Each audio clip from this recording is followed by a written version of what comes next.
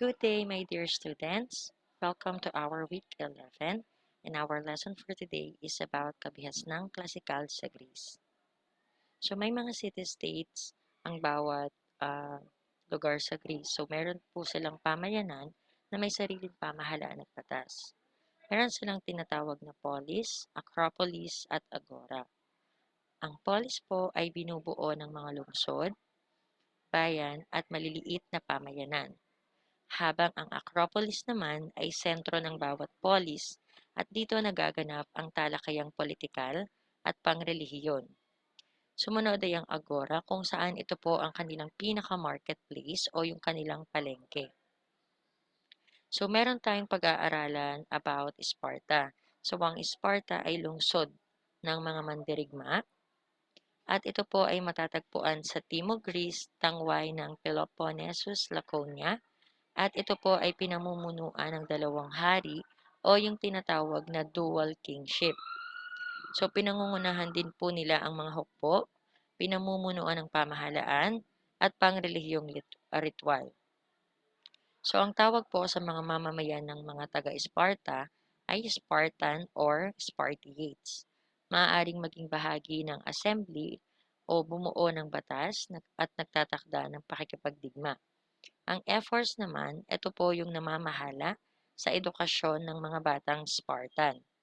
May tinatawag din Council of Elders kung saan sila po ang namumuno naman sa mga senior citizen o yung mga nasa 60 years old na po ang edad. Peryochi naman ang tawag sa mga ngalakal at artisano at helots naman ang tawag sa magsasaka at alipin.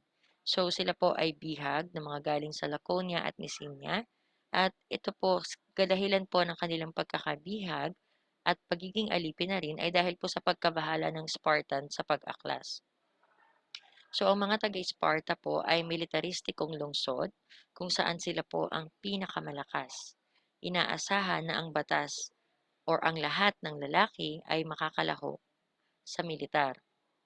Mayroon ding pagsusulit ng sanggol kung saan pagkapanganak pa lamang ng isang sanggol, pipiliin na o susulitin na kung sino ang mga babaeng sanggol at mga lalaking sanggol.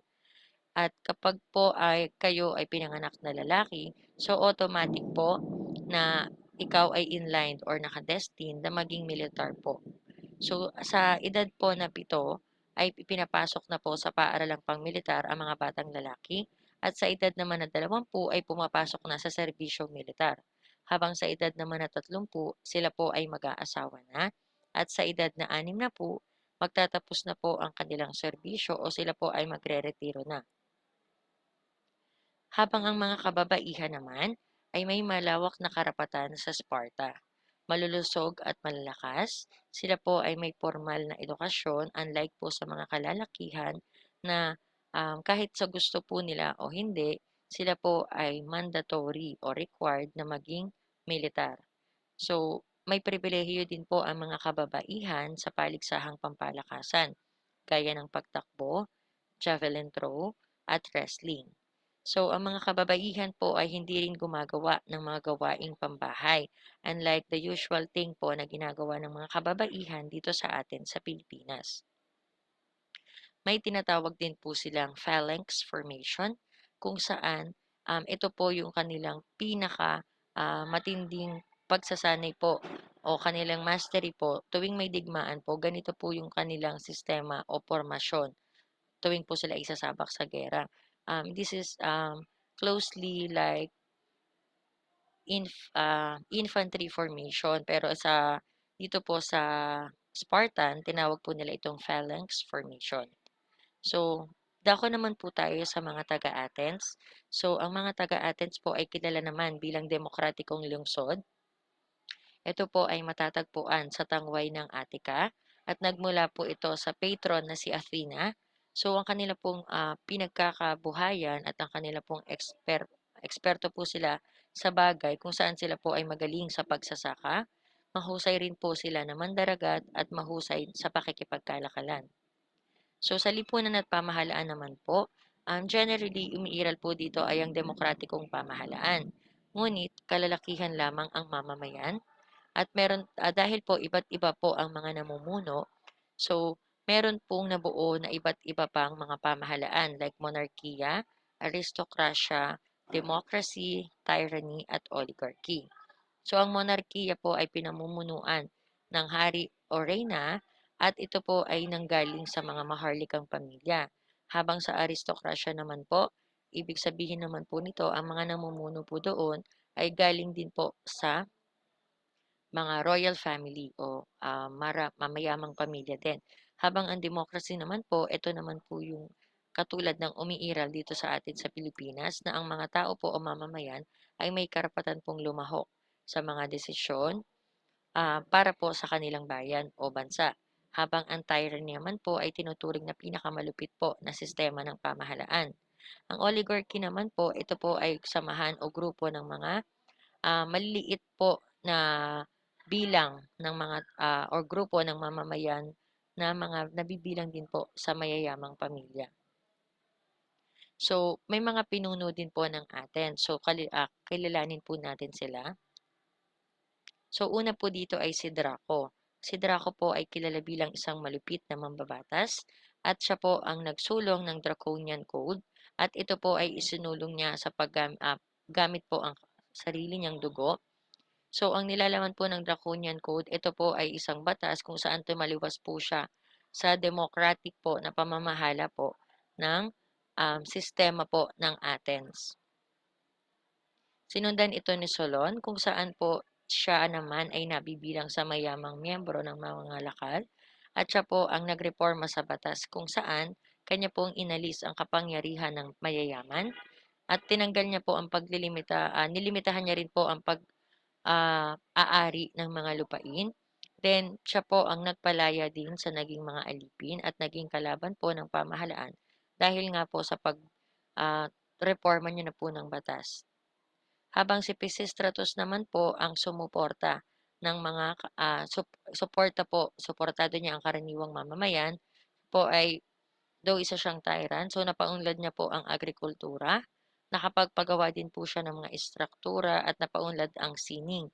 So siya rin po ang nag-advocate ng sentrong kultural sa Gresya, habang si Cleisthenes naman po ay kinikilala bilang ama ng demokrasyang Athenian, kung saan po siya naman po ay namuno ng 10 taon gamit po ang sistemang tinatawag na ostracism.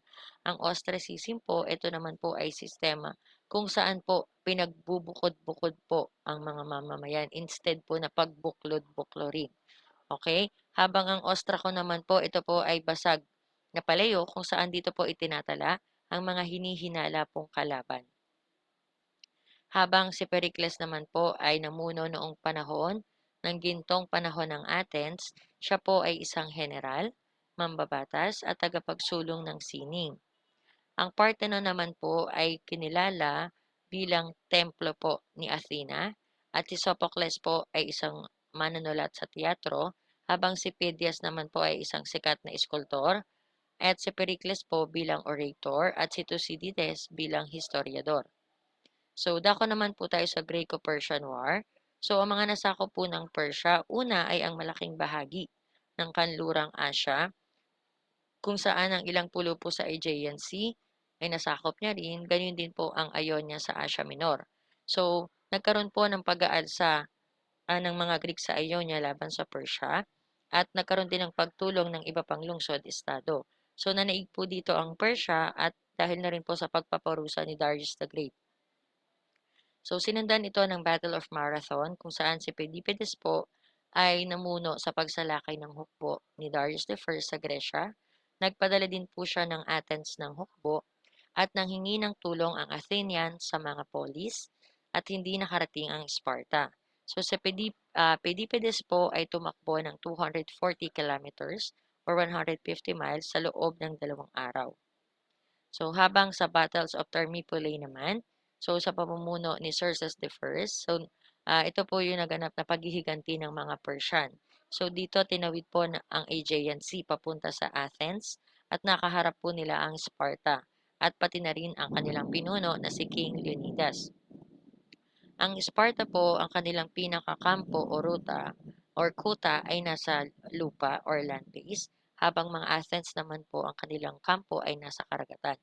So, Napigilan po ang mga Persiano at isang taksil po na nagbunyag ng lihim. Isang taksil na nagbunyag ng lihim po ng daan ay si Xerxes. So, ito po si Epiales, siya po yung tinatawag na nightmare or black dream, habang ito naman po sa katabi niya ay si King Leonidas.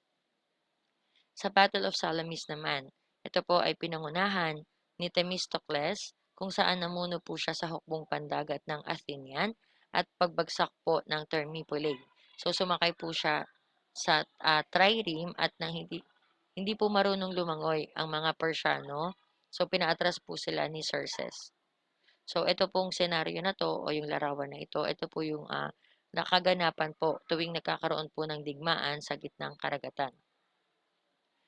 Meron din po tayong Battle of Plataea kung saan po ito naman yung naganap na pagbabalik ni Xerxes sa Asia at naiwan po ang ilang hukbo sa Gresya. So dito po naganap yung pagkapanalo ng mga Spartan sa Persia. So next po is the Peloponnesian War. So si Pericles naman po ang namuno sa Delian League.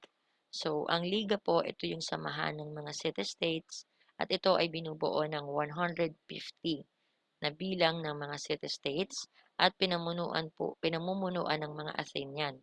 So, ang mga city-states ay nagbabayad ng buwis sa Athens. Habang ang Peloponnesian War naman, ito po yung Peloponnesian League, kung saan pinamunuan po ng Sparta.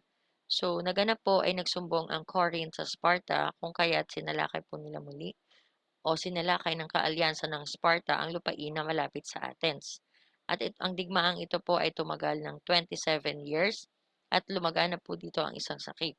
Bumagsak po ang Athens at nakontrol ng Sparta ang buong Gresya sa pagkasira po ng mga infrastruktura sa Gresya. So, ito po, may mga nasakop ang Persia, malaking bahagi ng kanlurang Asya, ilang pulo sa Aegean Sea, Ionia sa Asia Minor, pag-aalsa ng mga Greek sa Ionia laban sa Persia, at ang pagtulong po ng iba pang lungsod-estado. So, nanaigang Persia dahil na rin po sa pagpaparusa ni Darius the Great. Okay, hanggang dito na lamang po ang ating topic para sa araw na ito. I hope you learned something today. So, good luck po sa inyong long quiz at parating pa po na monthly test. Hanggang dito na lang muli. Paalam!